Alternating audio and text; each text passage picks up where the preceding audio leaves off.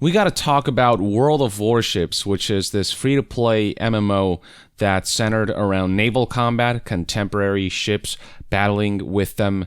And this is a game that's gained a decent amount of popularity. You can see, over 85,000 reviews in its lifetime. Very positive, but you've seen that score slip on Steam. We went from 80% upvote average, very positive, down to a mostly positive review rating with a 74% ratio. And scrolling down, you'll find that reviews are starting to grow sour, with people saying stuff like, this game is good, but the developers are going the wrong way. This is coming from someone who's played for almost 600 hours. Here's somebody else who's played, over 6,500 hours, and said this: World of Warship has reached a new low. Everybody knows that every game company's goal is to milk players for as much money as possible. Smart companies do it so that players pay because they are happy.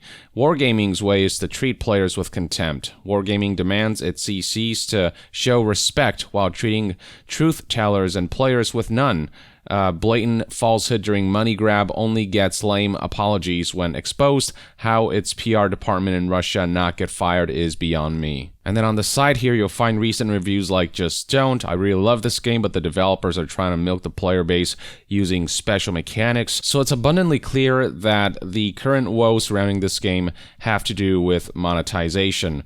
Though it's worth keeping in mind that tensions between the community and the developers has been building up for months, even years now, with many players starting to feel like as more time passes, the less respectful the developers are towards the community, specifically the heads and the leaders making decisions. I won't claim to have followed all of the World of Warships controversies, but in the research that I've done recently, it does seem as though this tension has been rising for a while now, with Wargaming seemingly mishandling the way they release content, the way they monetize that content, the way they're communicating with the community, so on and so forth. And that tension has reached a tipping point with the way World of Warships handled the release of the Missouri ship that is historically iconic, and how they tried to manipulatively monetize that to entice players into loot box purchases when before they had promised that it would just be a direct purchase. So this right here is an article from news outlet Massively OP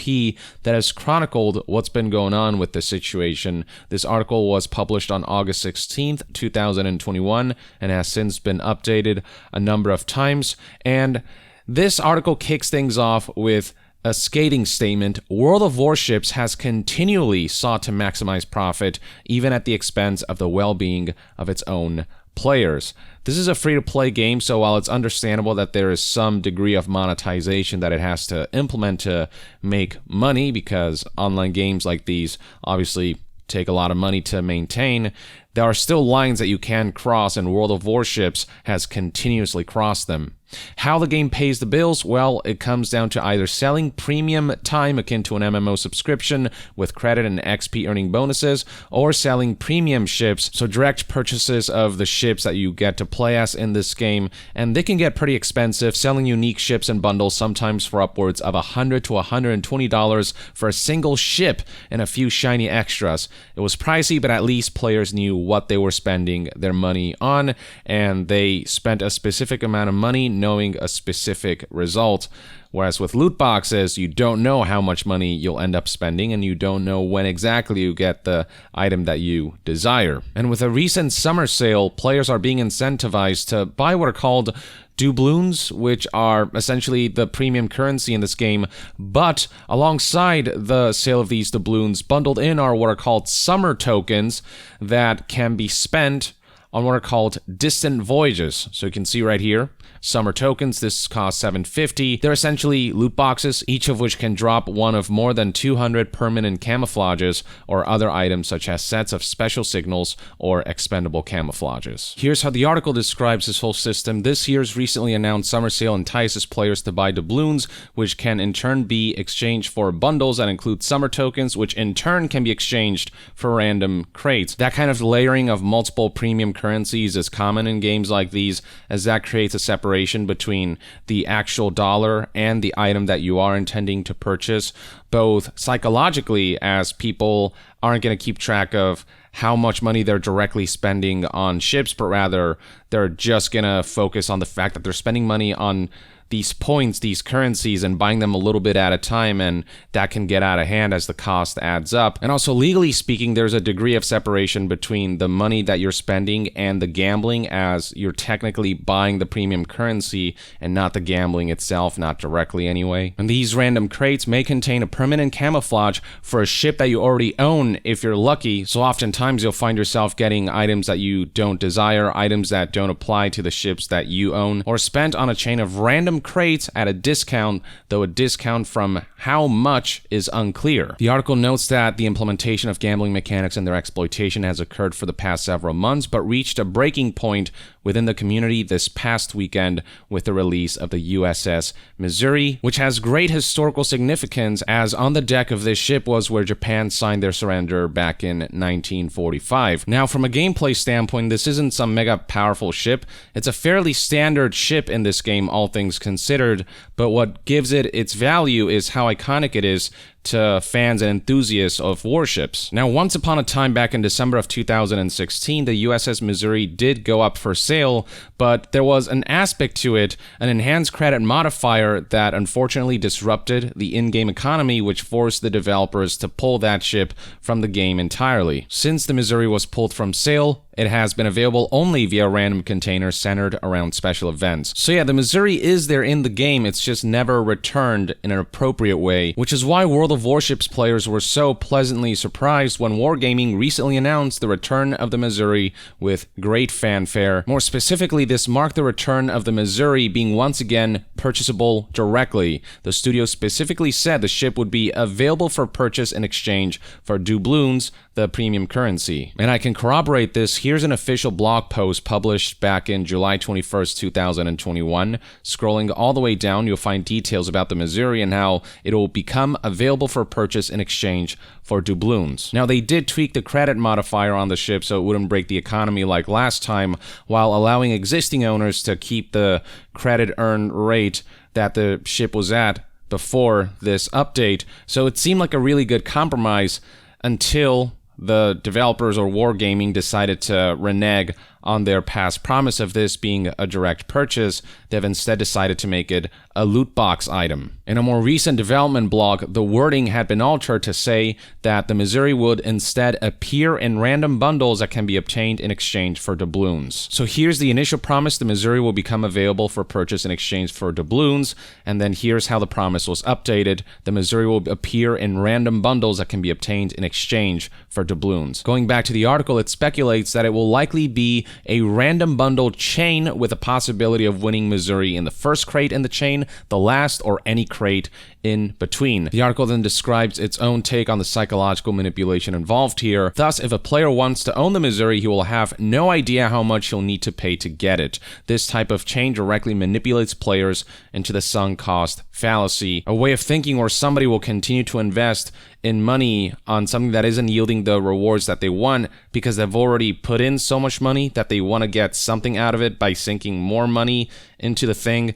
Gambling, in large part, definitely triggers that sunk cost fallacy. The article then brings up how the relationship between Wargaming and its community has been deteriorating over the last several months and spotlights a number of mistreatments. One recent incident, for example, from back in June of this year involves two members of the World of Warships community, Chobitsu and Mousy, being approached by Wargaming North America to design their own Canadian ship, what was described as a fictional Canadian Monarch clone. And this blue text right here chronicles what an awful experience that's been, with developers changing their designs, taking stuff away, making changes that were unwelcome and that made the ship worse, which led to the release of a ship that was subpar compared to the original vision, and the community rallied around this. They were asked to design their own ship, but then all of that autonomy was stripped from them. Their design was completely changed and made way worse. Even the original intended name, the HMCS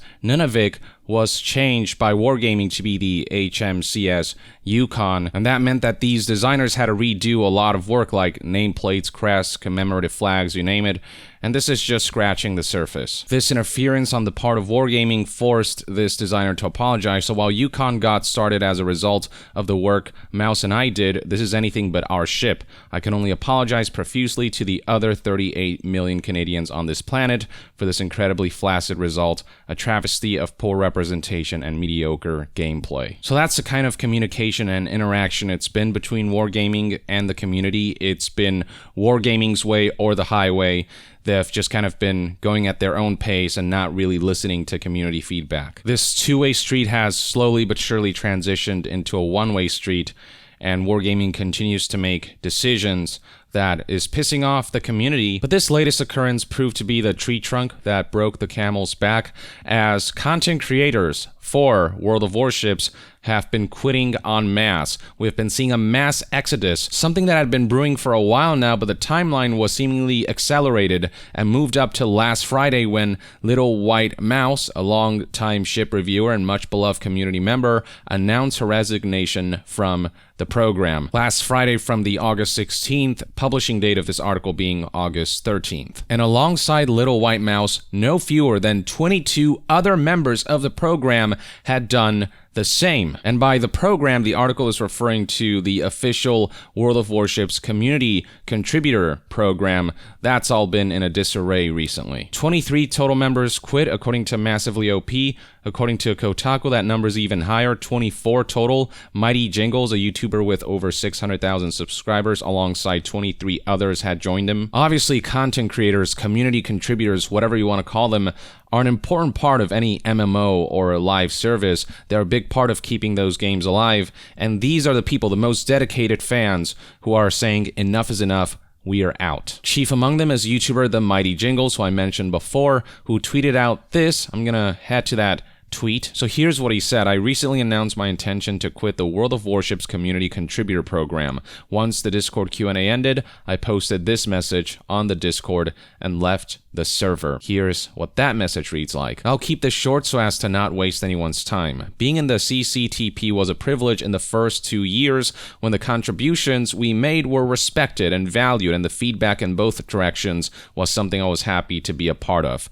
In the last 3 years, and the last year in particular, this has become a toxic one-way relationship that I'm glad to put behind me. This being a toxic relationship is something that's been brought up multiple times by a number of people who have quit the contributors program. It hasn't been any one thing, although the treatment of April was the straw that broke the camel's back, but a continued demonstration of the contempt in which Wargaming holds for this program, the increasingly aggressive monetization and implementation of gambling mechanics into a game marketed to children as young as the age of 7, and numerous other factors means that it's high time I admitted that I'm in a toxic relationship and got out of it with some self-respect intact. The statement then closes off pretty conclusively. To everyone else here, fair winds and following seas, I quit. What do you mean by this game being marketed to 7-year-olds, you ask? Well, World of Warships, if you go to PEGI, is rated PEGI 7. And in the terms of service of this game, it's stipulated that the game is safe for players 13 years old and above. Essentially, this game that prominently features real money gambling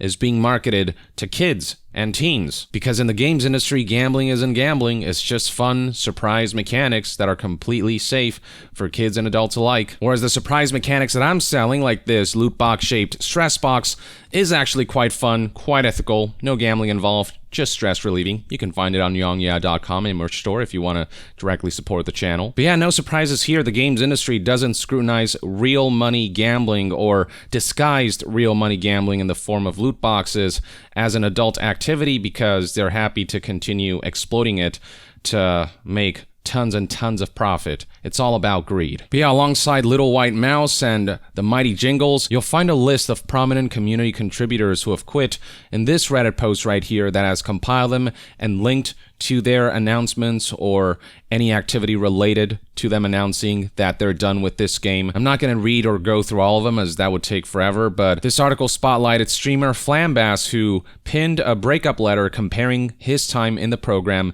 to an abusive relationship. There's that sentiment again, abusive relationship, toxic relationship.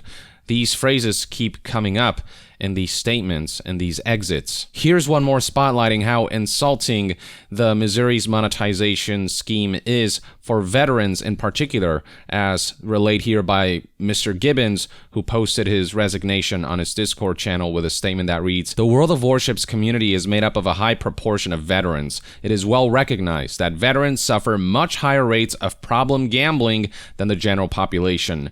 Missouri is a much desired ship, a ship with great significance to many veterans. Marketing that ship to veterans through gamble mechanics seems to me to be exploitative and immoral." Beyond getting in trouble with the community, Wargaming has also gotten in trouble with government organizations, with this article specifically citing a complaint from an event back in holiday 2020 when the European Advertising Standards Alliance, the EASA, ruled in part, and I'm going to skip to the paraphrasing here instead of the direct quote, "The more educated the player is on the chances, the less likely she may be to spend on a gamble. Wargaming instead prefers to keep players guessing on both chances and value through multiple digital currency exchanges and complicated random crate reward systems." Again, the layering of multiple currencies to create that psychological and legal separation between the actual money and the actual gambling. Now, since the mass exodus began, Wargaming has tried to do some damage control. At one point, they said that a statement to address the situation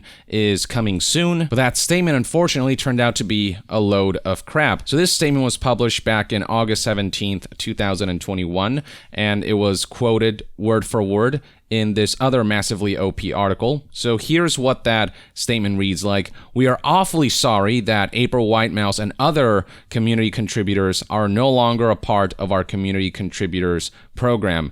Note how they're not apologizing to the community. They're just apologizing that community contributors are leaving. That's what they're sorry about. And we'd like them to know that they will be missed. We respect their decision and want to thank them for their contributions, devotion, and passion for the game and program over several years. We wish all of them the best of luck and hope that they will stay in touch with us nevertheless. We will always be here to talk." So their response is basically, well, goodbye, I guess. It doesn't really seem like Wargaming has any intentions to make amends. It doesn't seem like they care that their most prominent community contributors are up and leaving.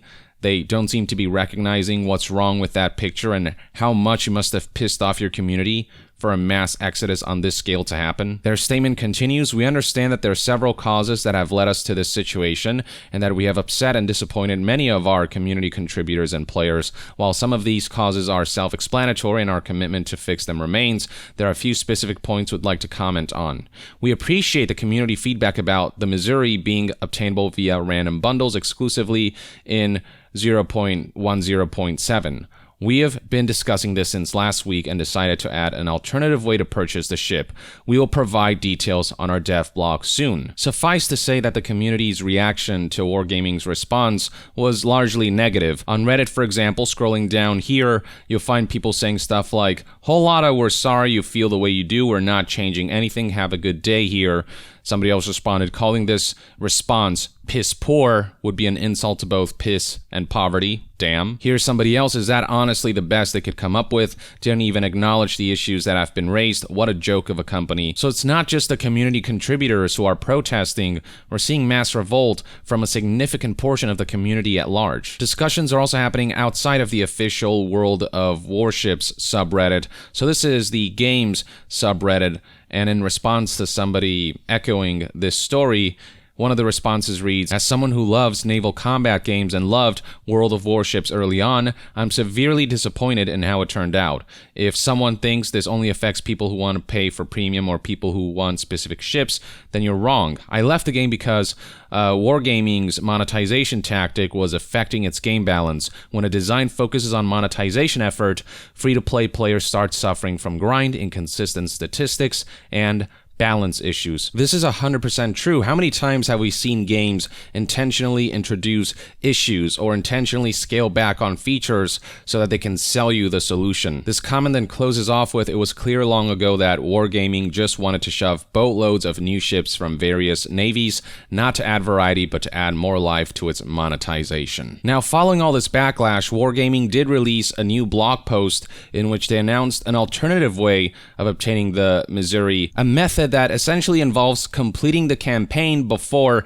being given the option to purchase the Missouri directly in the premium shop. Now, what fans really want is for the Missouri to end up in the armory, which is a complement to the premium shop. There is a difference between the premium shop and the armory. The premium shop is where you spend dollars to make direct purchases of ships and the like.